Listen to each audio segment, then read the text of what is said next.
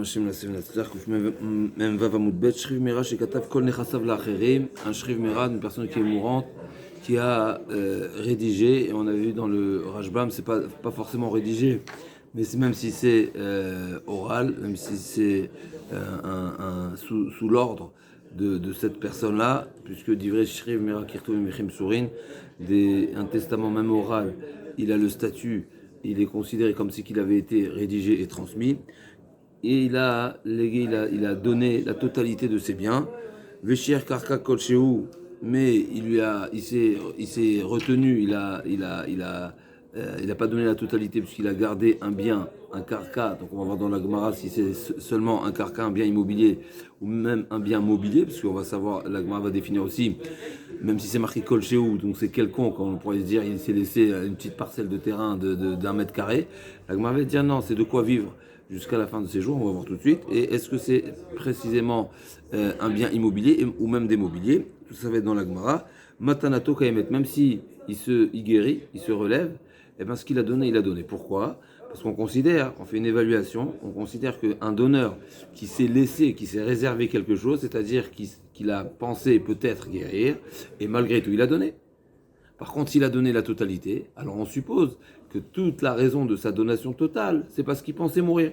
Et donc, dans le cas où il a guéri, eh ben on considérera que son intention n'était pas de donner dans ce cas-là. Et donc, s'il a guéri, il récupère la totalité. Donc, s'il a laissé, alors, il a donné le maximum, il a laissé juste une partie de quoi vivre. Une partie de quoi vivre. Comment on va voir.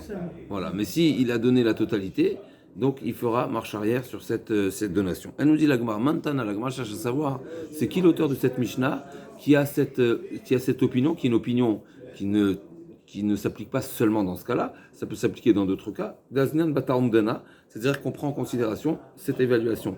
C'est-à-dire que l'évaluation a plus de sens qu'Aviachol, ou bien en tout cas c'est suffisamment révélateur pour aller même à l'encontre de documents écrits.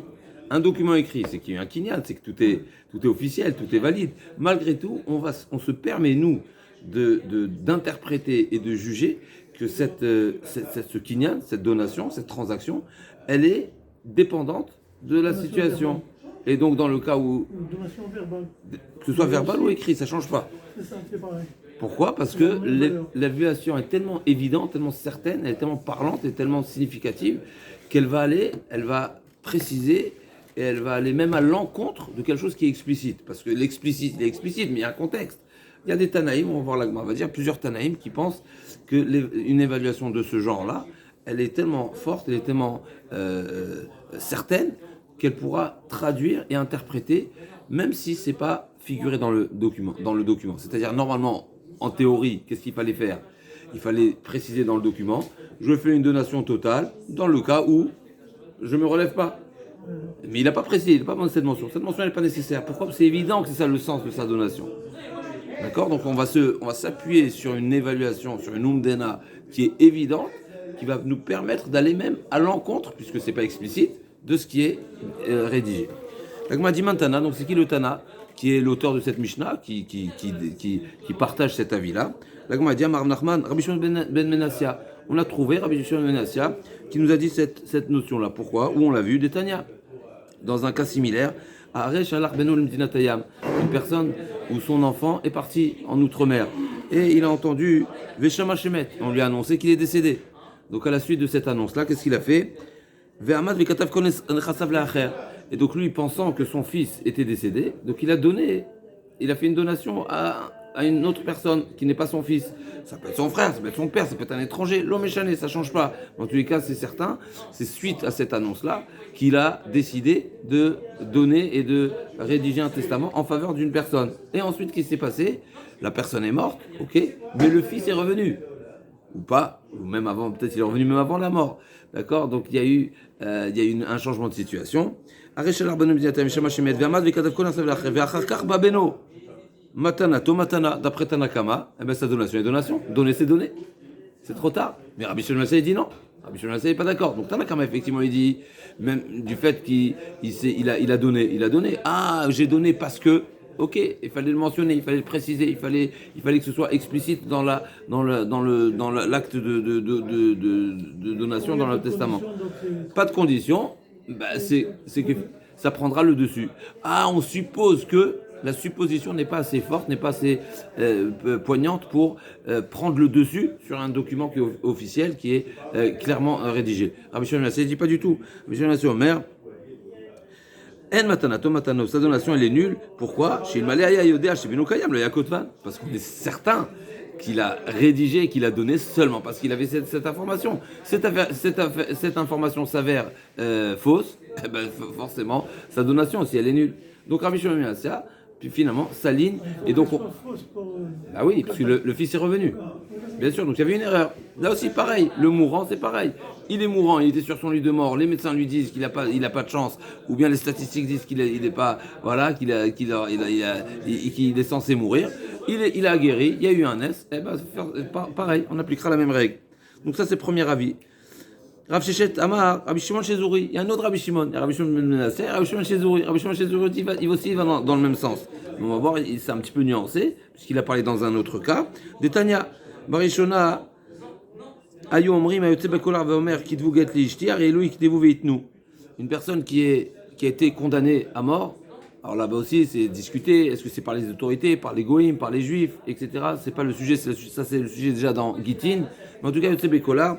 Le cas, on va dire le cas type. Collard, c'est quoi? Collard, c'est qu'il a été condamné par les autorités. Ah, ouais. Collard, c'est qu'il va être pendu. Ah, ouais. Donc, il y a Collard. Alors, Véhamar, et donc cette personne-là se trouvait probablement dans un état, il n'avait pas d'enfant. Et donc, s'il n'a pas d'enfant, sa femme va se retrouver devant le Yabam. Et des fois, le Yabam ne se trouve pas là. Des fois, le Yabam, il est jeune. Et donc, ça va causer une problématique à sa femme. Et il a dit, quitte-vous, get leishti, écrivez, rédigez un get à ma femme. Donc, c'est pour... Avant sa mort. Comme ça, la femme aura le statut de divorcée et pas de veuve. Et donc, il n'y aura pas le digne de... Elle sera libre. Mais elle sera libre sous la forme de divorcée. C'est quoi la différence entre une divorcée ou une veuve? De toute façon, il va mourir, donc elle sera libre. Mais la veuve, le problème de la veuve, c'est que dans certains cas, elle doit faire hiboum. S'ils n'ont pas d'enfants et qu'il a des frères, il doit faire hiboum. Si le frère... Khazak, c'est pour la facilité, effectivement. Il va donner le guet. Mais le problème de cette demande, c'est qu'il n'a pas dit de donner, il a dit seulement d'écrire. Normalement, ça fait partie des règles de guet. Un homme qui demande à ce que des intermédiaires rédigent à sa place un guet et le transmettent à sa femme, il faut qu'il soit désigné chaliar. Pour être désigné chaliar, il faut préciser écrit et donne. Celui-ci, il n'a pas dit donne. Et bien malgré tout, on considère, Chachamim disent, la umdena et l'évaluation, on suppose que l'intention de cette personne-là en question qui a simplement dit écrivez, c'est qu'il voulait que ce soit donné. C'est pourquoi il dit écrivez. Seulement, malheureusement, il était un petit peu perturbé, il était un petit peu dans la peur et dans la perturbé par ce qui lui attend, et donc il a manqué de cette précision-là. Mais on considère que cette précision qui n'est pas dite, c'est comme si elle a été dite. Donc c'est aussi encore une fois une umdena, même si normalement minadin, minatora, il faut le formuler explicitement, et celui-ci ne l'a pas fait, c'est comme si c'était explicite. On a une deuxième réponse. C'est pas une deuxième réponse, c'est un deuxième avis. On va voir tout de suite. Il y a une petite nuance. Effectivement, est-ce que Rav Shimon Shezouri, là on voit pas qu'il y a une marloquette. Chazrou Lomar, Afam Mesoukan, Chazrou Lomar, Afam Mefaresh Veyotse Beshayara. Donc on a ici, ça c'est un avis, c'est à l'unanimité. Il n'y a pas de marloquette pour l'instant. On va voir tout de suite qu'est-ce que Rav Shimon Shezouri ajoute. Donc celui-ci aussi, Tanakama, on voit aussi qu'ils sont d'accord dans ce cas-là. Donc ils sont pas relais comme dans le premier cas où Tanakama était relais sur la mission de Menassia. Et là, donc c'est une takana de Chachamim, et ils ont rajouté pas seulement celui qui a été condamné et qui est sur la route de la potence, mais même celui qui est Mesoukan, celui qui est en danger. Donc un Shrivmera ou toutes sortes de personnes qui encourent un risque, qui sont dans une situation de danger. Pareil, lui aussi, s'il n'a pas formulé tenou, il n'a pas dit donner, il a simplement dit écrivez. On traduit et on comprend que sa volonté était bien sûr que ce soit rédigé et donné, et donc ça marche. Donc, Afamé Faresh Veyotse Beshayara. Donc, celui qui prend le large ou qui va en voyage, pareil. Là aussi, on va dire, il était dans le voyage, il voulait pas rater son train, et donc il a manqué ce dernier mot, mais c'est ça le sens. Rabbi Shimon chez Zouri, il ajoute quelque chose. Ah, Famesoukan, celui qui est en danger aussi. Donc, Famesoukan, donc c'est celui qui est mourant. Donc, ça se rapproche fortement à notre Mishnah. Notre Mishnah, on parle d'un Shriv Mera, on parle d'une personne qui est mourante. Donc, de même qu'on a dit pour celui qui est condamné, on parle de celui qui part en voyage. Rabbi Shimon chez Zouri, il rajoute celui qui est en danger. Donc, c'est comme notre Mishnah. En danger, c'est-à-dire qu'il est mourant. Et il est mourant, il a dit écrivez. Il n'a pas dit donner. Nous, on complète, parce que c'est une évidence. La Gemara demande, donc pourquoi on a deux Rabbi Shimon ici, on a Rabbi Shimon ben Yossé, on a Rabbi Shimon chez Zouri. Pourquoi Rav Nachman a choisi de dire que notre Mishnah c'est Rabbi Shimon chez Zouri et pas Rabbi Shimon ben Menassia, puisque l'inverse? Pourquoi il a choisi de dire c'est Rabbi Shimon ben Menassia et pas Rabbi Shimon chez Zouri? Mais Rav Nachman met mal au Mukimla qui Rabbi Shimon chez Zouri, parce qu'a priori il ne fait que rajouter sur Tanakama, c'est une marloquette frontale, donc a priori dans ce cas-là tout le monde est d'accord. La Gemara dit Shanatam, marqué de vous. La Gemara dit non, c'est différent. Pourquoi? Parce que là-bas effectivement, dans le cas de l'homme qui demande à rédiger un guet à sa femme, c'est vrai qu'il n'a pas tout dit, mais il a dit. Donc on ne fait que compléter. C'est compléter sa demande. Il a demandé l'essentiel, ce qui n'est pas essentiel, nous on le complète. Mais là, chez nous dans notre Mishnah, il n'a rien du tout dit, il n'a rien fait savoir bichlal à ce sujet. Il n'a pas fait savoir qu'au cas où, même pas en partie, qu'au cas où il guérissait, que ça allait être nul. Donc il y a une différence entre compléter des propos et rajouter complètement une condition. Dans notre Mishnah, on rajoute complètement une condition. Chez nous, non, c'est pas seulement une condition. Dans le guet, c'est pas une condition. C'est qu'il a dit, mais pas tout. Il lui manque une partie. Donc il y a une différence entre compléter. Donc Rav Nachman dit, notre Mishnah suit plutôt Rabbi Shimon ben Menassia qui dit effectivement, qui est vraiment un cas similaire, puisque là-bas on parle de celui qui a rédigé une donation en faveur de quelqu'un, et ensuite il s'avère qu'il avait un fils, et donc on considère que la donation est nulle. Ça ressemble plus à notre Mishnah. Le cas du guet, ça ressemble moins. Pourquoi ça ressemble moins? Parce qu'il a déjà dit une partie. Et ça c'est Rav Nachman. Rabbi Shimon, il a quelqu'un contre lui qui dit que non, c'est pas une Effectivement, oui. Chazak. Donc a priori, c'était préférable de dire que notre Mishnah c'est Rabbi Shimon chez Zouri, effectivement. Où il n'y a pas de marloquette, il fait que rajouter. Alors, même si il y a peut-être une marloquette sous-entendue, mais en tous les cas, ils sont au moins partiellement d'accord, Tanakama, effectivement. Alors la Gemara pose la question inverse maintenant. Et Rav Shechet, pourquoi il a choisi Rav Shimon chez Zouri, puisqu'a priori c'est pas similaire à 100%, et donc il aurait été préférable de dire que c'est Rav Shimon de Menassia qui a parlé du cas où le cas il est vraiment similaire avec la donation. La Gemara a dit non. Pourquoi? Parce que là-bas il dit le mokim chez Zouri, shane atam damar kidou, Rav Shimon matama le mokim chez Menassia, umdena demouchar shane. Là c'est vraiment une umdena demouchar. Pourquoi? Parce qu'on lui a donné une fausse information, et concernant l'héritage, bien sûr, une personne qui n'a pas qui a un enfant, il va pas déshériter son fils pour donner à un étranger. Alors que chez nous, c'est pas exactement pareil, là-bas on voit pourquoi c'est Umdena Demouchar dans le cas du fils. Rajbam nous dit parce qu'en réalité, quand est-ce qu'il s'est décidé à faire cette donation? Le père, quand est-ce qu'il s'est décidé? Quand on lui l'a informé. Donc c'est une Umdena Demouchar. Ça c'est une évaluation qui est certaine, qui est à 100%, qui est beaucoup plus forte que la nôtre. Dans notre Mishnah, on n'a pas de certitude parce qu'il y a des personnes. Et Rav Nachman n'est pas d'accord à ça. Et Mantana Lea Detanu Rabanan, la Gemara va poursuivre toujours dans cette même idée. Mantana Lea Detanu Rabanan, Aresha Yachole, Umutal Bamita, Vamulo Nechasecha Lemi. Là, c'est différent. Une personne qui est mourante, et c'est nous qui avons fait la démarche, et on lui a posé la question à qui tu vas laisser tes biens. Et là, la Gemara va dire, là, il y a des phrases qui sont explicites. Et il leur a dit, je pensais avoir un enfant, mais maintenant que je sais que j'ai pas d'enfant, alors bien parce qu'il pensait que sa femme a fait une fausse couche, ou bien parce qu'effectivement il a entendu que son fils est décédé, etc. L'Oméchanem, en tout cas, il a précisé. Il a dit, je pensais avoir un fils, mais malheureusement j'ai pas, donc je donne à cette personne. Là, il y a une précision supplémentaire. C'est qu'il a dit Kimdoumé. Il a dit j'aurais souhaité ou j'aurais voulu ou j'aurais pensé avoir légué à mes enfants. J'ai pas d'enfants, donc je donne à un étranger. Donc là, la Gemara demande est-ce qu'effectivement là aussi on va dire que c'est seulement d'après Rabbi Shimon ben Menassia ou Rabbi Shimon chez Zouri où tout le monde est d'accord? C'est la question de la Gemara.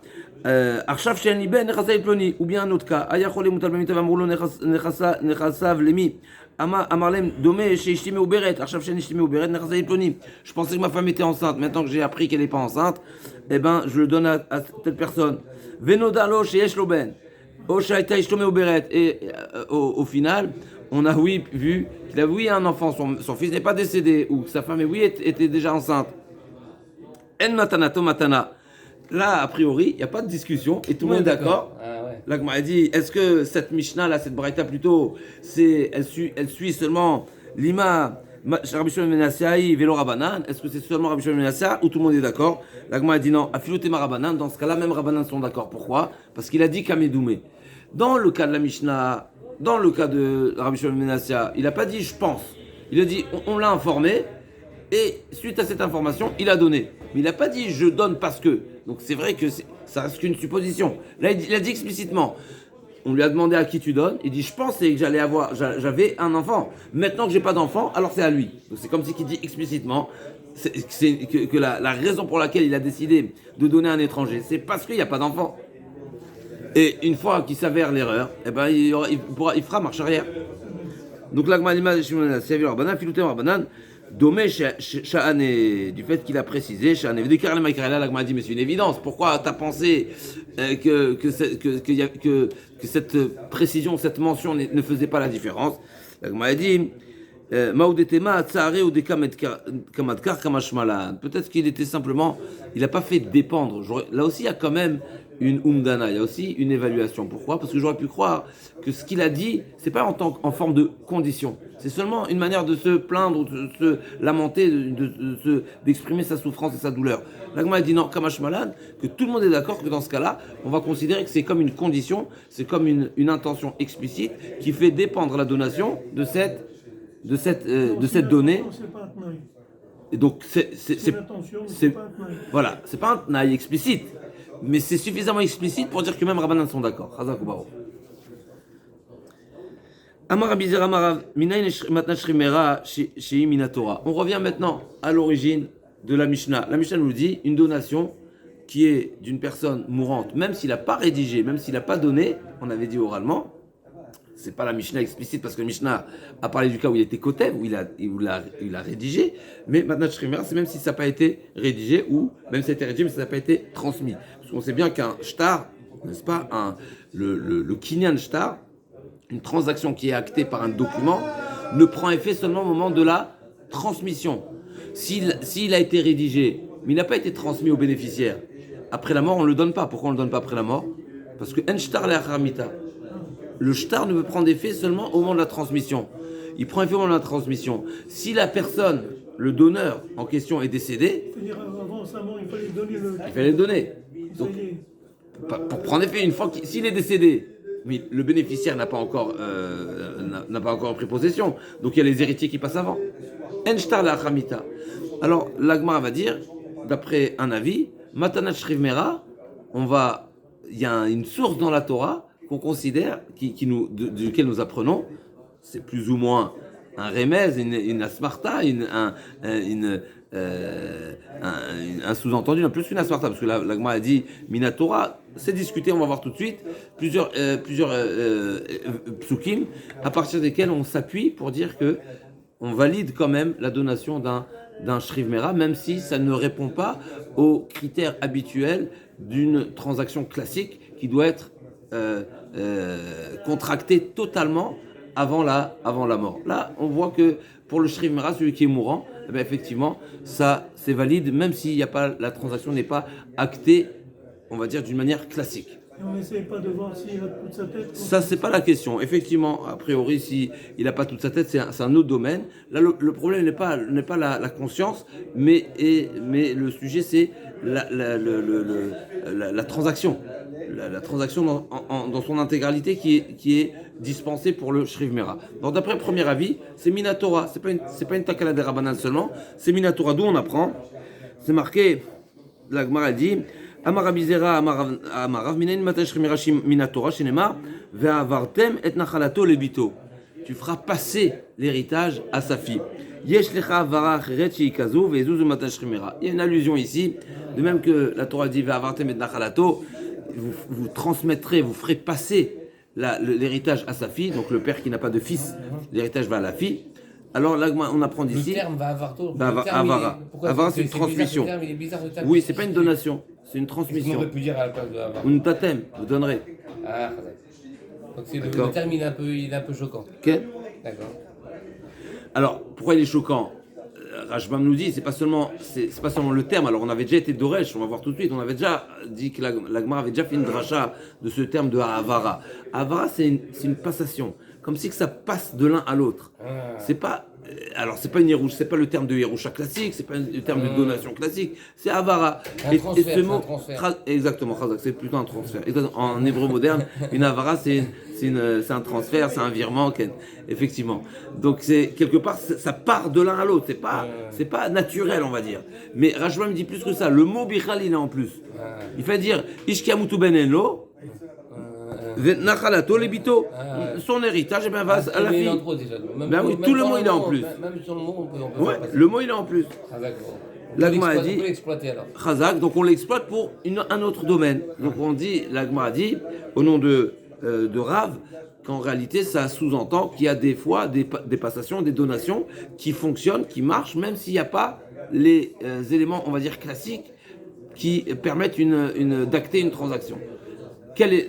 C'est quoi le cas? Le mourant, celui qui est sur son lit de mort, on lui a facilité le mode opératoire de la donation.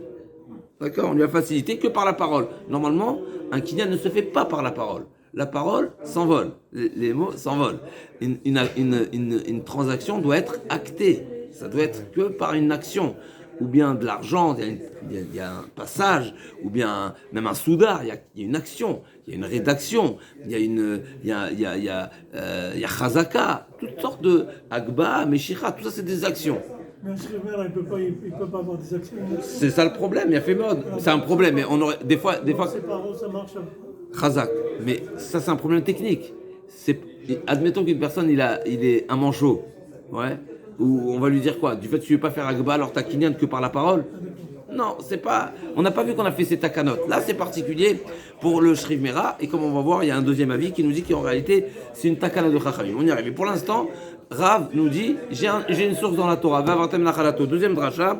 Rav Nachman Amar, Rabba Baravua, Meacha. Untatem et nachalato. Les Echav, vous donnerez. Là aussi, pareil. Untatem et nachalato, donc ce mot, encore à nouveau, il est supplémentaire. Il y a encore une donation qui ressemble à celle-ci, c'est-à-dire qu'elle ressemble au passage d'héritage. Même que l'héritage, c'est le passage du père au fils ou du père à la fille, il passe sans transaction, c'est naturel. Mais pareil là aussi, donc il y a un mot supplémentaire qui nous dit, il y a d'autres cas, où il y a un cas exceptionnel qui ressemblerait à l'héritage, où il n'y a pas besoin de transaction. Et par la parole, ça passe. Donc, première dracha, ve'avartem. Deuxième dracha, untatem. Encore une fois, c'est des mots supplémentaires dans le pasuk. Troisième dracha, ve'rav Nachman, avant de continuer d'abord. Ve'rav Nachman, ma'itam alomar ve'avartem, aom ivele les rabbis. Pourquoi Rav Nachman n'a pas appris du mot de ve'avartem? C'est parce qu'il y a une autre dracha de ve'avartem.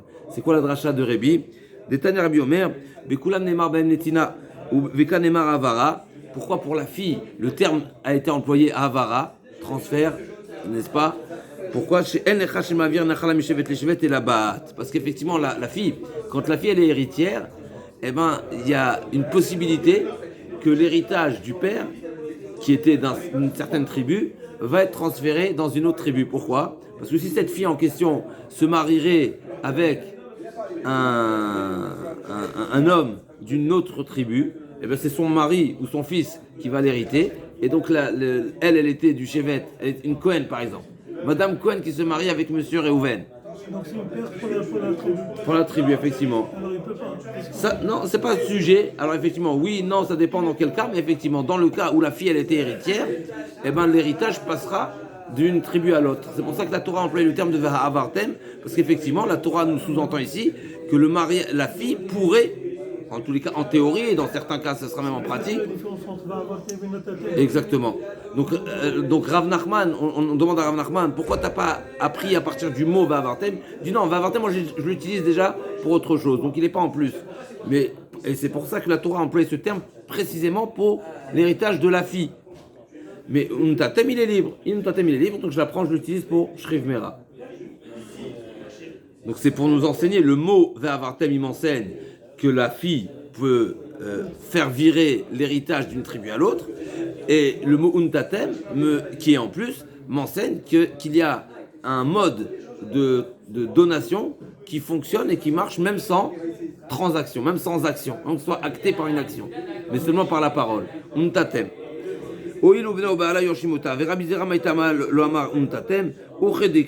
Untatem, c'est pas un mot qui est, même s'il est supplémentaire, mais c'est un terme habituel. Donc c'est pas un terme qui me suffit pour apprendre et pour sous-entendre que la donation d'un shrimera marche sans action.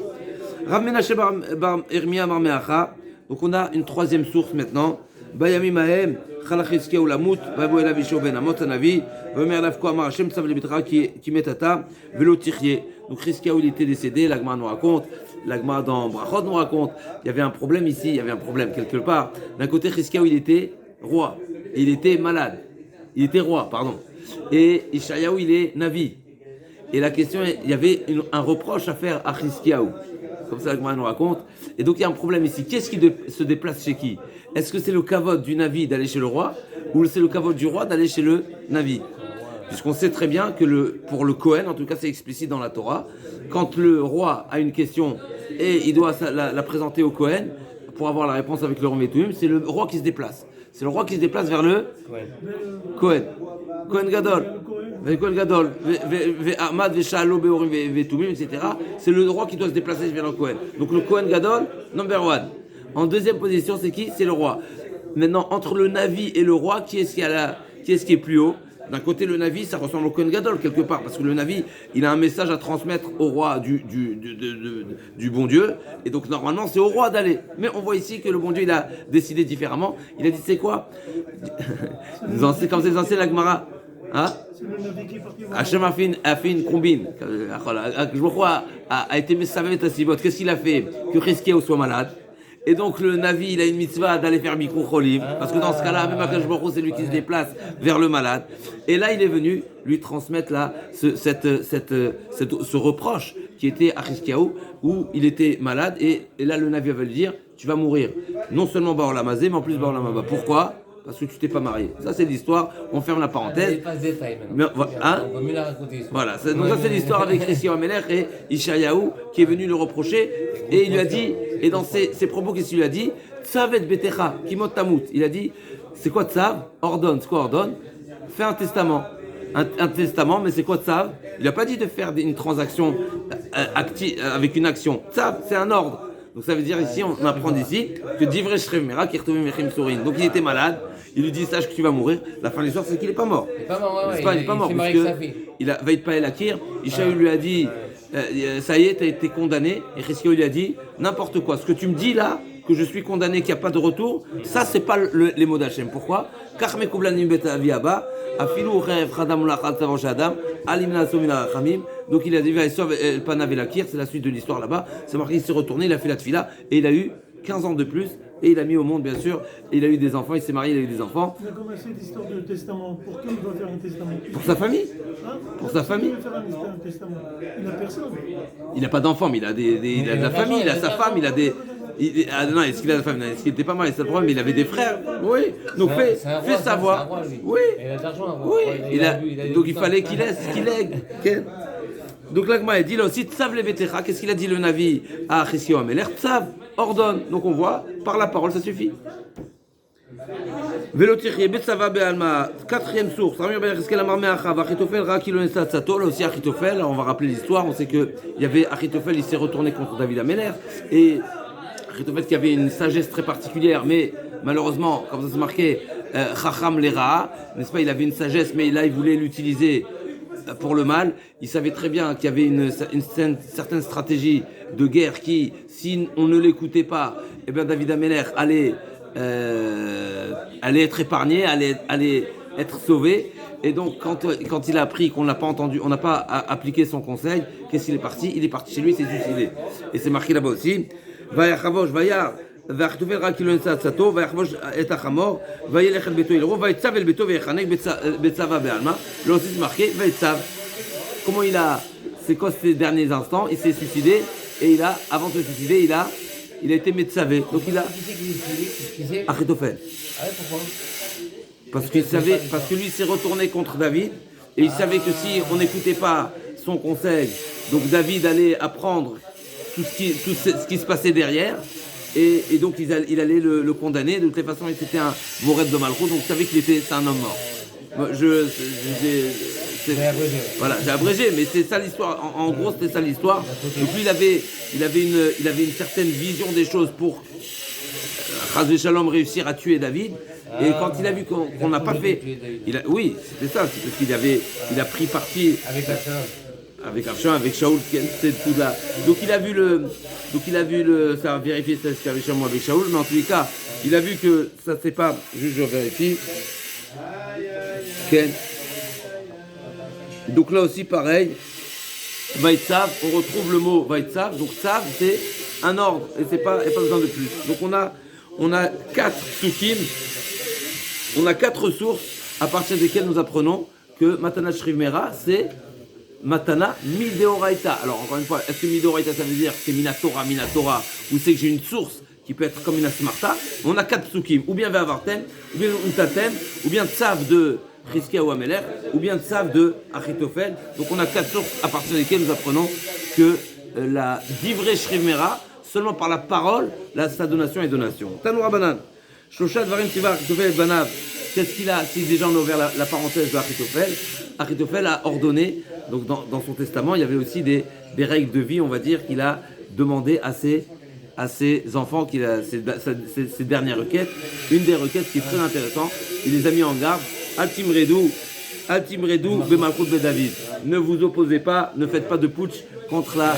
Voilà, il savait très bien que c'était. Mais Mekha, on a le droit d'appeler son fils Absalom? Non. Et si un copain il s'appelle Absalom? Tosot dit, il faut dire Avishalom. Comme ça, Tosot, si ne me trompe pas, dans Ktuvot, Tosot dit, on a Shem Reshem Irkav, on n'emploie pas des termes de. Même si au final, David Amelach a prié pour lui, il a mérité béni, il a dit 7 fois, il a fait sortir de Guinom, mais finalement il a fini sa vie de cette manière, c'est un rebelle, il s'est opposé. Donc Avishalom, c'est comme ça que Tosot nous dit dans Ktuvot, si je ne me trompe pas. Alors, Tanoura Banan, Shosha, il y a une question pour Ishmaël, est-ce qu'on dit Ishmaël? Comment se fait que Rabbi Ishmaël il a été nommé sur le nom de Ishmaël, pas nommé, mais c'est le nom de Ishmaël, c'est tout ça qui parle. Et comment Korach aussi, d'après le Khatam Sofer, si je ne me trompe pas, un chidouche terrible, le Khatam Sofer dit pourquoi Korach il a fini comme Korach? Parce que Korach c'est un des noms des fils de Ktav Sofer, au Khatam Sofer, des fils de Esav.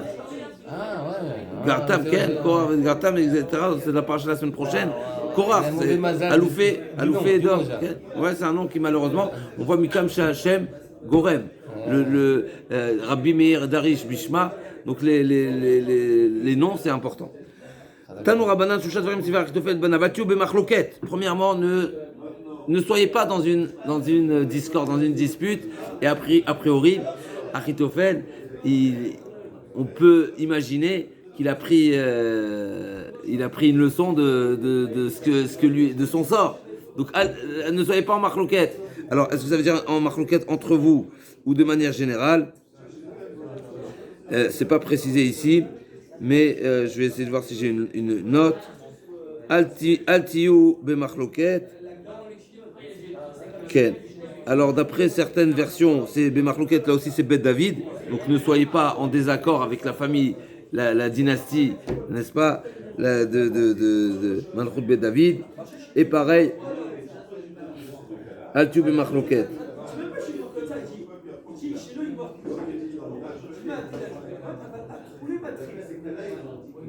Un beau ridouche du Maharsha, le Maharsha il est médaillé, il n'aura pas dit Al Tachlekou, ne vous trouvez pas dans une marloquette. Al Tachlekou, ça veut dire ne soyez pas en opposition, n'est-ce pas?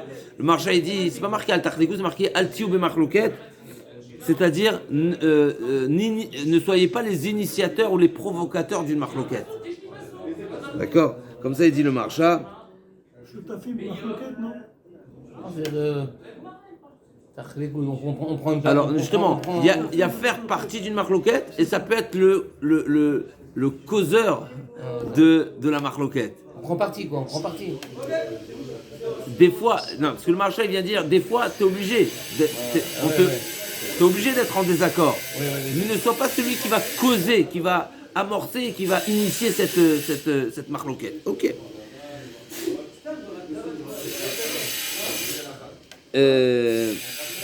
Donc, premièrement, Akubé Marloquet, pardon. Achitophel, pardon. Oui, c'est vrai que David Améler, il avait beaucoup de kavod, et ça c'est très particulier. Malgré le kavod qu'il a pu avoir de David Améler, il s'est quand même retourné contre lui après. Ken, effectivement. Rabbi Omiudao, il a appris une seule chose, ou deux choses, deux halachot, comme ça le Mishnah a dit, et David Améler lui a quand même donné des titres à Rabbi Aloufi ou Miudaï, n'est-ce pas? C'est la grande anava de David Améler, qui est un enseignement pour nous tous, mais David Améler, il était, même s'il était ce qu'il était, il a quand même attribué du kavod à Achitophel.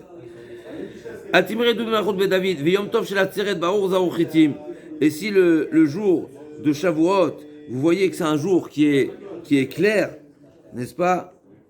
C'est-à-dire c'est une journée dégagée, il n'y a pas de nuages, alors sachez que c'est un siman et donc il faut aller planter du blé. D'après un autre avis, Marzutramar Balou Litmar, au contraire. On n'a pas le droit à Shavuot de planter du blé. Non, si il n'a pas dit de planter aujourd'hui, c'est un siman. Si le jour de Shavuot c'est un jour. Pour l'oseille. Chazvé Shalom, C'est la richesse, ça. Oui, mais c'est pas. Voilà, si le jour de Shavuot c'est un jour clair, alors empressez-vous c'est un bon siman pour aller planter du blé. Ça veut dire que le blé va bien pousser ou sera une bonne affaire, même si je ne sais pas si ça veut dire de planter après Shavuot ou la saison de. Normalement, quand est-ce qu'on plante le blé? On le plante après Sukkot, à l'hiver, en hiver. Enfin, l'hiver, et après la Gemara dit il y a plusieurs dates, mais il y a des dates maximum. Là, ça ne veut pas dire forcément qu'il faut les planter peut-être en été. Kragassif, c'est Shavuot, ça? C'est pour... Non, non, c'est quoi c'est Pessar, c'est Pessar? Le Pessar. Ouais. Non, Chagassif, c'est Sukkot. Sukkot, donc normalement, à Shavuot, c'est le moment de la moisson. La moisson, c'est ça, voilà. D'accord, c'est le Chagakatir. C'est pas le moment de planter. Alors, ou bien ça veut dire que c'est une annonce pour l'année d'après, ou bien peut-être qu'il y aura le temps de faire une deuxième récolte dans l'année. Ça existe aussi. Ok, en tout cas, qu'est-ce qu'il dit Rashi, il dit Beotashana. Donc, Masrechim Beotashana. On sait que Shavuot, on offre des pains qui sont à base de blé. Et pourquoi? Parce qu'effectivement, c'est un siman. Grâce à ça, on va être béni dans les plantations, dans les récoltes, pérotes, le blé. Ok, en tous les cas, c'est un siman. D'après d'après Marzoutra, au contraire, si le jour de Shavuot il est nuageux, alors là, c'est ça un bon siman. Donc, Marloquet, ok. Amre Narde Mishmid Rabbi Yaakov lo baro mamash velo mamash et la filou baloul verouartsuin milchevet bo ou baro.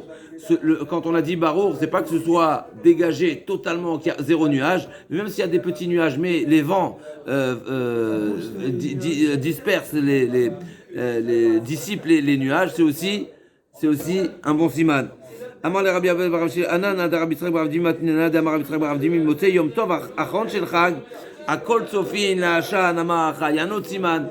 C'est quoi l'autre siman? C'est à la fin de Sukkot. Akol Tsofin, la Hacha, Namacha. Donc, Motse Yom Tov Acharon Shel Chag, le dernier Yom Tov de la fête, du Yom Tov. C'est quoi Yom Tov? C'est quoi le Chag? C'est, quand on dit Chag dans la Torah, c'est un Chag, c'est quoi? Chag à Sukkot. La Shalmacha, notez que la Petsafon, si la colonne de fumée tend vers le nord, alors là, les pauvres sont contents et les riches, donc les agriculteurs, les propriétaires de domaines, ils sont moins contents. Pourquoi? On arrive tout de suite chez Gishme, Shana Merubin ou Perot, Markivin, parce que si les pluies sont abondantes et il y aura un hiver long, eh ben, il y a besoin plus n'est-ce pas, pour pouvoir conserver la récolte, il faut du temps sec. Si le temps il est humide, ça pourrit, n'est-ce pas? Donc s'il y a trop de pluie, les balébatim qui ont de la récolte ne sont pas contents. Mais par contre, les pauvres seront contents. Pourquoi? Parce que si tu as de la récolte et tu sais que ça va pourrir, mais qu'est-ce que tu vas faire? Tu vas la distribuer, tu vas la brader. Ou tu vas la brader, les prix seront bas, ou bien même tu vas même donner. Donc les pauvres sont contents. Et si c'est clapé d'arôme, et si la colonne de fumée tend vers le côté sud de la Maracha. Maracha, c'est oui, la Maracha, normalement, c'est si ça tend vers le sud, alors c'est l'inverse. Ani matzivim bali batim smechim, bli shegishmi shana mu'atin ou perot mishtamrin. Et donc ce sera une année qui sera pas tellement abondante en pluie. Alors, en tous les cas, il y aura les moyens et la possibilité, ce sera plus facile de conserver la récolte. Et donc, si on conserve, eh ben, on peut jouer avec le marché, l'offre et la demande, et on peut se permettre d'attendre qu'il y ait de la demande pour vendre, et donc on vend plus cher, et on n'a pas besoin de brader, etc. Et donc ça c'est le deuxième, c'est un autre siman. Donc il y a le siman de Shavuot et il y a le siman de Sukkot.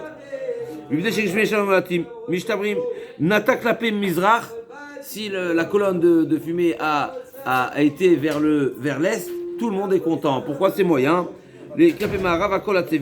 Et si c'est côté côté ouest, alors personne n'est content. Urmini mizrachit, pourquoi? Parce que si ça tend vers l'ouest, c'est-à-dire qu'il y aura le vent d'est qui va empêcher ou qui va retenir les bonnes pluies, et donc ça va pas pousser.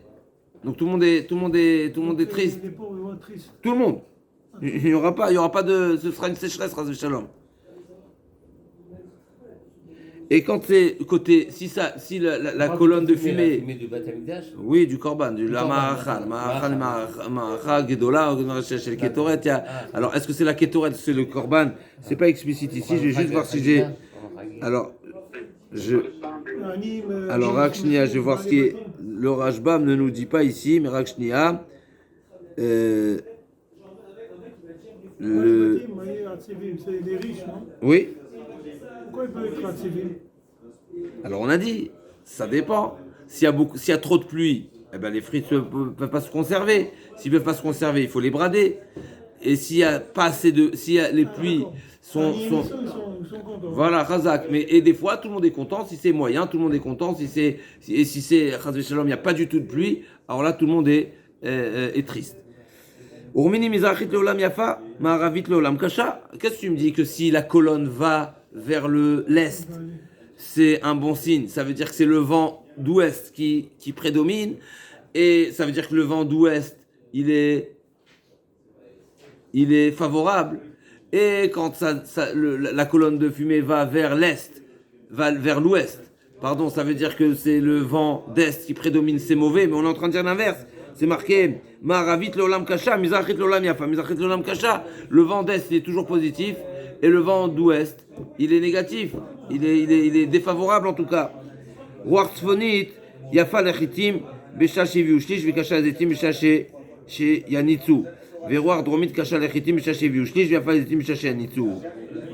L'agma a dit pour le blé, Ruach tzfonit yafa lechitim. Le vent d'ouest il est bien, il est favorable pour le blé. Une fois que le blé a déjà commencé à pousser, il a déjà un tiers de sa pousse, il est favorable. Mais effectivement, et le vent de sud, il est défavorable pour le blé. Et le vent, on a dit Ruach Tsefonit Yafalachitin, donc on a dit le vent du nord, il est favorable pour le blé. Mais il est défavorable pour les olives.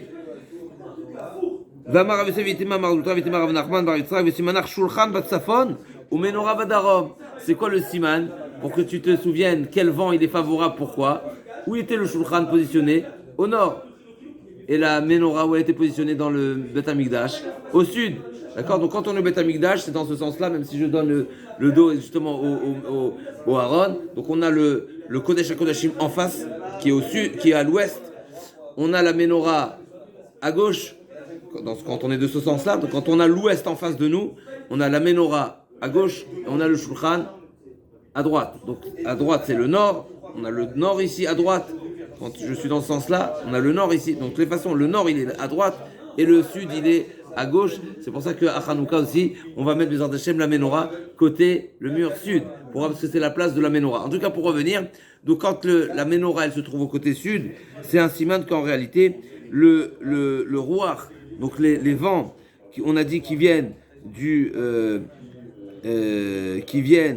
sud, ils sont favorables pour les olives. Et les vents du nord, ils sont favorables pour le blé. Et c'est ça ce qu'on retrouve. Simanar, Shulchan Batsafon et Menorah Darom. Donc d'après tout ça, donc Asmini Atzeret, selon le vent, comment il se dirige, on peut savoir l'année comment être toute l'année. C'est un siman pour l'année, Chazak. Du fait que c'est à ce moment-là qu'on est jugé. D'après le Mandamar qui dit que c'est à Sukkot, parce qu'on sait qu'à Sukkot, on est jugé sur les pluies de l'année. Et en réalité, il y avait ce siman-là que je vois qu'on nous fait voir à ce moment-là, qui est comment l'année va se dérouler. Et donc là, Gemara dit, donc le vent du nord fait pousser ce qui se trouve au nord, donc c'est le shulchan qui se trouve au nord, donc c'est le blé, et le vent du sud est favorable pour les olives. L'okashia, donc c'est une question finalement, donc a priori, on a un problème. Qu'est-ce que tu me dis que les vents, l'interprétation des vents, il était opposé à ce qu'on a dit ici. L'agma a dit, Halan ve'aleu, ça dépend pour ceux qui sont en Eretz Israël ou ceux qui sont en Bavel. Donc effectivement, ceux qui sont le vent,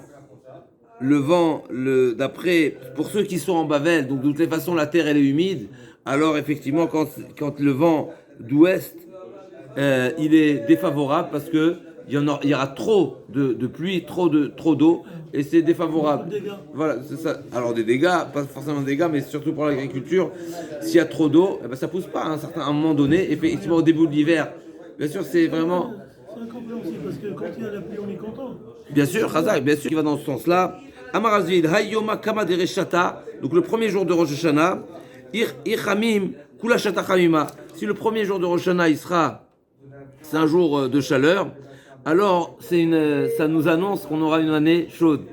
Donc c'est Rosh Hashanah. Rosh Hashanah, c'est un siman à nouveau, de même qu'on a dit ici, même qu'on a vu ici, il y a un siman à Shavuot ou un siman à Sukkot, il y a aussi un siman à Rosh Hashanah. Si c'est une journée chaude, eh ben l'année sera chaude. Si à Rosh Hashanah, n'est-ce pas, si c'est une année, c'est un jour froid, si le jour de Rosh Hashanah, le premier jour de Rosh Hashanah, il fait froid, eh ben toute l'année sera froide. Les Maïnaf Kamina, l'Agma a dit. C'est incroyable. Chazak. Ici, il pleut. Alors, c'est pas précisé, Il n'y a pas de siman. mais effectivement, de la suite de l'Agma, on va comprendre, mais a priori, effectivement, on n'a pas parlé de pluie, mais on a parlé de chaud et froid. Et l'Agma a dit, c'est quoi la nafkamina? Et alors, si tu as cette information à Rosh Hashanah, l'Agma dit tout simplement, parce que dans quelques jours, dans 10 jours, le Kohen Gadol va rentrer au Beth Amikdash, au Kodesh HaKodashim, et là-bas dans sa fila, qu'est-ce qu'il va dire? Si l'année elle est censée être chaude, eh ben qu'elle soit un peu moins chaude. Si elle est censée être froide, qu'elle soit un peu moins froide. Donc il aura, Chazak, il aura plus de, il a déjà un siman, il a déjà l'annonce, on l'a déjà informé, donc il va plus s'investir dans, même si encore une fois on parle du Kohen Gadol, Yom Kippour, et a priori, bien sûr qu'il y a cette nuance là, on aurait pu penser que ça joue pas. La Gemara dit oui, ça joue, cette information ça joue. Donc selon ce qu'on lui a fait voir à Rosh Hashanah, il va prier davantage le jour de Kippour. Verava Marav Nachman, donc ça c'est les 4 avis qu'on a vu dans la Gemara, que Matan Shrimera c'est Midoraita. Donc on a une source de la Torah. Encore une fois, est-ce que ça veut dire, je vais juste revoir comment la Gemara a dit, est-ce que c'est Deoraita ou c'est seulement une Asmarta? Je vais juste, d'après Tosfot, souvent c'est la position de Tosfot, Tosfot nous dit, quand la Gemara dit... On parle des paroles du Shrimera, c'est ça? Voilà, d'Ivrei Shrimera. Tosfot nous précise que quand la Gemara dit Minatora, ça ne veut pas dire que c'est un digne de la Torah au premier degré. Souvent, Tosfot nous fait ça, nous rappelle que des fois la Gemara dit Minatora, il ne faut pas le prendre au premier degré, mais ça veut dire que j'ai une source dans la Torah. Et en réalité, et c'est quoi la preuve de Tosfot? C'est que Rav Nachman lui-même ici, il amène un pasouk, et après il va dire explicitement que c'est Asaoua Keshel Torah. C'est-à-dire que Chachamim ont donné à cette halakha un statut comme si c'était de la Torah. Donc forcément on est obligé de dire que le pasouk que Rav Nachman a apporté, c'est seulement une Asmarta. Ça c'est la position de Tosfot. Juste je vais quand même voir, le Rashbam n'a pas précisé à ce sujet-là. Je vais quand même voir si j'ai une note qui va ou pas dans le sens de Tosfot.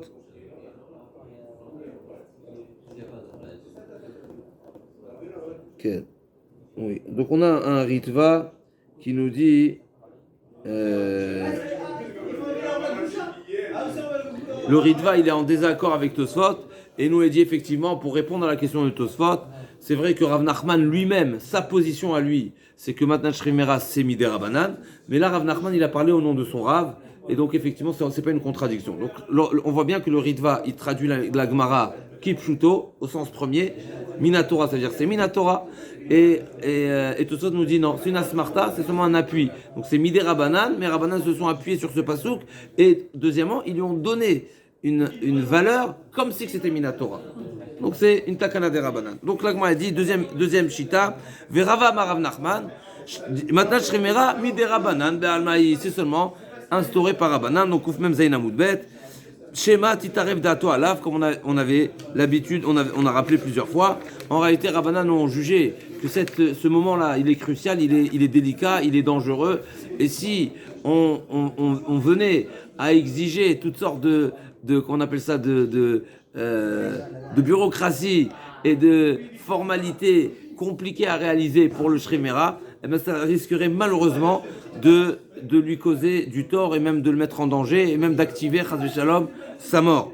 Et donc, Shema Tarev Dato Alav. Mia Marav Nachman arrive à Marav Nachman, Falgaz Amar Shmuel, Amocher Shtachov Lachavero, Mevechazon Mechol Machul, Vafilu Resh Mochel Modé Shmuel, Shem Netano Matash Shrimera, Deno Yachol Lemochlo. La Gemara a dit, comment tu peux dire que Rav Nachman considère que la donation d'un Shrimera c'est seulement Midé Rabanan, alors que Rav Nachman nous a dit, il nous a enseigné une halakha très intéressante. Mocher Shtachov Lachavero. Je vous vends un chèque. Admettons que le chèque c'est considéré un shtar. C'est pas évident, mais admettons que je vous ai vendu un chèque. Que la définition du chèque c'est comme un shtar. C'est pas la réalité, c'est un sujet discuté. Comment, dans les poskim, comment je considère le chèque, mais admettons que c'est le shtar d'aujourd'hui. Et c'est-à-dire que moi, en réalité, quand vous avez un chèque, quand Réhouven vous a écrit un chèque, d'accord? Donc Réhouven vous doit de l'argent, il vous a signé un chèque, 100 euros, il vous doit 100 euros, d'accord? Donc vous, c'est quelque chose qui vous revient. Donc Réhouven vous doit, et qu'est-ce que j'ai fait? Moi, je vous ai acheté ce chèque, d'accord? Donc vous êtes en réalité, donc donc c'est vous le bénéficiaire, c'est vous le bénéficiaire, on va dire, d'origine, et vous m'avez vendu ce droit. En réalité, d'aller réclamer l'argent à Réhouven, parce que finalement c'est seulement un shtar, donc vous allez réclamer à la banque, c'est une manière de dire, la banque c'est l'envoyé de Réhouven, vous allez réclamer chez Réhouven. Ce droit de réclamation, est-ce qu'il est vendable? Il est vendable, mais autant bien il est vendable, autant vous avez toujours le vrai droit de réclamation, c'est vous qui le possédez. Pourquoi? Je vais expliquer très, très brièvement, parce qu'en réalité, ce que Réhouven vous doit comme argent, c'est ce qu'on appelle un shiboudagou, c'est-à-dire que c'est un engagement parce qu'il vous a emprunté de l'argent, parce que vous lui avez vendu quelque chose, parce qu'il vous doit un salaire ou autre. Cette redevance-là qui est un shiboud, comme si qu'il était votre esclave à ce sujet-là, ça c'est invendable, c'est que vous le propriétaire. Donc vous quand vous m'avez transmis ce chèque, j'ai seulement le support qui va me permettre de prouver que vous êtes d'accord que ça me revient. Mais en réalité, la redevance, l'intériorité de cette redevance-là, c'est invendable, parce que c'est qu'envers vous qui s'est engagé. Réhouven s'est engagé envers vous. Donc en réalité, qu'est-ce qu'il y a comme conséquence? Vous êtes, même si vous m'avez vendu le chèque, si vous voulez, vous pouvez épargner. Donc vous n'avez aucune assurance. Exactement. Vous pouvez épargner Réhouven, Minadine, parce que vous êtes toujours le détenteur de ce droit-là. Même si vous m'avez donné le chèque, ce crédit, il est envers vous. Donc si vous avez été mochel à Réhouven, je me suis fait avoir. Donc ça c'est Shmuel. Et sur ça, Rav Nachman, il a dit, et donc l'Agma a dit, Ve'amar Rav Nachman, Modé Shmuel, Shimnetanu b'matna shrimera, Deniachol et mochlo. Donc c'est vrai que si vous m'avez vendu un shtar, vous pouvez toujours être mochel à Réhouven. Par contre, quelqu'un qui a fait une donation, un shrimera qui a fait une donation à quelqu'un, il ne peut plus faire marche arrière. Le shrimera c'est différent. L'agma dit, mais je ne comprends pas pourquoi c'est différent. Si tu dis, Bishlama, Yamar Bishlama de Oraita, Mishumachienu Yachol Mochlo, et là Yamar de Rabanan, Hi Amayna Yachol Imchol. L'agma dit, mais si c'est des Rabanan, pourquoi, si cette donation-là n'est seulement des Rabanan, pourquoi ce ne serait pas égal à celui qui a vendu son shtar? Et donc il devrait être mochel. L'agma dit effectivement, c'est des Rabanan, mais Rabanan lui ont donné un statut plus fort, Keshel Torah. C'est un des Rabanan avec un booster. C'est un des Rabanan, on va dire, plus fort. Ils l'ont favorisé. Et bien, on retrouve souvent que dans les niveaux de Takanot de Rabanan, pas tout est au même niveau. Il y a des Takanot, comme ici on voit, Chachamim, des fois, il donne plus de force à certaines takanotes et il les considère comme si, pour rendre la chose, on va dire, immuable et protégée et forte, ils vont aller même au-delà de la règle habituelle qu'aurait dû subir la takana. Ok, encore un petit passage. Une fois qu'on a vu, la Gemara va dire, une fois qu'on a vu qu'il y a une takana particulière pour le Shriv Mera, est-ce que ça veut dire qu'on va valider toutes les formules et toutes les formules et toutes les phrases qui sont formulées par le Shriv Mera, même si en soi ils sont pas suffisamment complètes. Là, on va donner des exemples qu'effectivement c'est un sujet discuté, c'est un sujet qui pourrait être problématique. Là, on va citer quelques exemples. Amarav Nachman, Shriv Mera, donc toujours au nom de Rav Nachman, Shriv Mera Shamar, Idor Ploni Beit Ploni, Bebaidze. Donc une personne qui est mourante et qui a dit, cette personne-là habitera dans cette maison. Donc il a parlé de l'habitation et il n'a pas parlé de la donation des murs. D'accord? L'habitation, on sait que par définition, c'est quelque chose chez Mamash. Habiter, c'est un état, c'est pas une chose, c'est pas un bien, c'est pas quelque chose qui est concret, c'est quelque chose qui est un petit peu pas spirituel, mais non, le fait d'habiter, c'est pas quelque chose, c'est pas une action, c'est un état, on va dire. C'est d'avoir chez Mamash, c'est quelque chose qui n'est pas, on ne donne pas un droit d'habitation. On peut louer un bien, parce que je fais un kinyan sur la maison. Ça veut dire que tu me donnes droit d'occuper, mais j'ai fait un kinyan sur la maison. Mais de dire sous cette forme-là, tu es propriétaire de l'habitation, c'est rien. C'est pas une formule qui est, on va dire, applicable de manière générale pour quelqu'un qui n'est pas Shriv Mera. Pour quelqu'un qui n'est pas Shriv Mera, quelqu'un qui veut louer un bien, il lui dit je te loue l'habitation. Non, je te loue la maison qui te donne le droit à l'habiter. Donc la formule qui sera valide pour le Shriv Mera, c'est seulement s'il a employé une formule qui aurait été valide s'il n'était pas Shriv Mera. La différence entre le Shriv Mera et le Shriv Mera, c'est ce qui a besoin de l'action. Mais la formule, elle doit être pareille. Le Shriv Mera, il peut quand même faire cadeau de la maison à quelqu'un? Oui, il peut. Mais il faut qu'il dise je donne la maison. Ou je prête la maison, je donne la maison. Donc c'est l'objet, c'est la maison. Mais de parler de l'habitation, c'est quelque chose qui est du vent. Ou pareil pour la consommation des fruits. S'il a dit, cette personne-là sera bénéficiaire, aura le droit de profiter, aura l'usufruit de cet arbre-là, c'est pas assez. Pourquoi? Les fruits ne sont pas là. Les fruits, c'est du vent. Les fruits ne sont pas du concret encore. Donc il faut qu'ils disent, je lui donne le titre de propriété sur cet arbre-là, ou sur cette maison, ou pour un certain temps. Donc il faut parler du bien. Le bien qui est concret, qui est physique, qui est présent.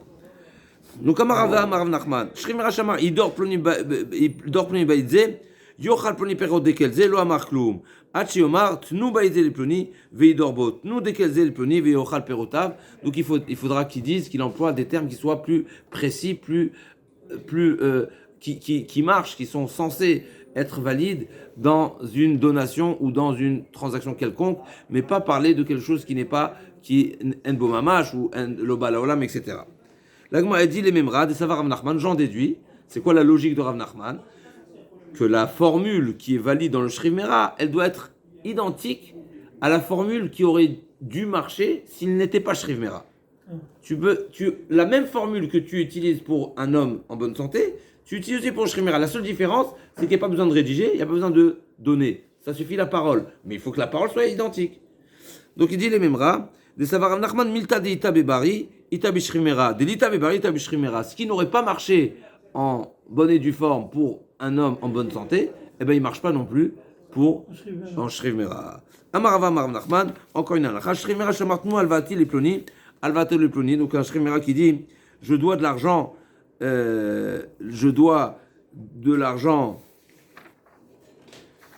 donc quelqu'un qui alvati les ploni, donc c'est l'argent qu'on me doit, d'accord? Donc Réhouven doit de l'argent au Shriv Mera, et le Shriv Mera dit donnez-le à Shimon, et ben c'est valide. Shriv Mera shamartnu alvati le ploni, va fal gav de ita bebari. Même si c'est quelque chose qui ne marche pas quand on est pour une personne qui est en bonne santé. Alors, en bonne santé, là aussi c'est un petit peu, il faut approfondir parce que il y a la notion de il y a la notion de Mahamad Shloshtan, mais là c'est pas Mahamad Shloshtan, d'accord?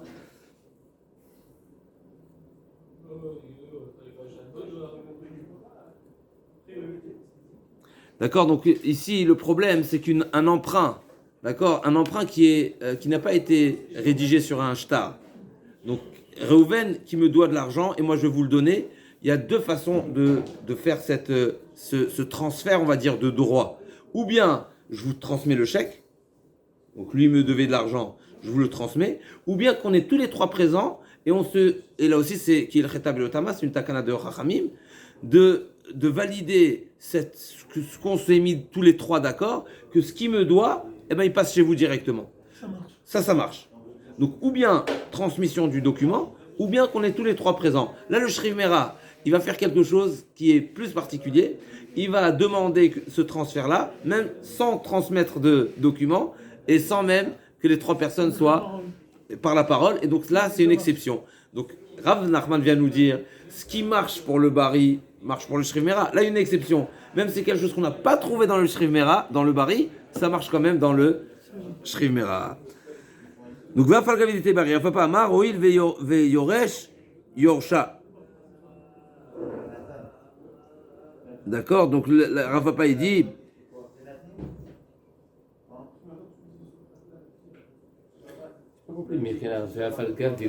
Pas dit, ça c'est pas un problème. Pourquoi? Parce que du fait qu'il y a un digne de Yerusha sur cette dette-là, eh ben on considère comme si qu'il la possède, le Shriv Mera, et donc c'est pour ça qu'il peut aussi la transmettre. Pourquoi? Parce qu'on va voir que l'Agma a dit que le digne de Shriv Mera, Chachamim l'ont comparé au Yoresh. Ils l'ont considéré comme une Yerusha, pardon. Donc on y va au Yerusha. Troisième avis, Rav Achaber de Ravika Amar, Alva ita bebari ou de Ravuna Amarav, d'Amar Ravuna Amarav, Maneli biatratun les ploni bemamashoshan kana. L'Agma a dit d'après Rav Achaber de Ravika, ça ressemble à Mahamad Shloshtan. Alors il y a cette marloquette fine ici. Effectivement, est-ce qu'on va la comparer à Mahamad Shloshtan ou pas? Comme nous avons dit, Mahamad Shloshtan, la traduction, c'est qu'on se trouve tous les trois présents. Donc, ici, dans le cas du Shriv Mera, on n'est pas tous les trois présents. Mais Rav Achaber avait dit, ça ne change pas. Chacham, ils ont facilité cette petite nuance, effectivement. Du fait que s'il avait été présent, ça aurait marché, ça aurait fonctionné même pour un bari. Là, la particularité qu'on a été souple pour le Shriv Mera, c'est qu'il n'a pas besoin d'être présent. Mais finalement, ça fonctionne comme pour le bari aussi, ça aurait fonctionné. D'accord. Ça marche. Ok. Alors, je crois qu'on va s'arrêter là. Bezato Idbarach, et on se retrouve Shabbat matin à 8h, Bezato Idbarach.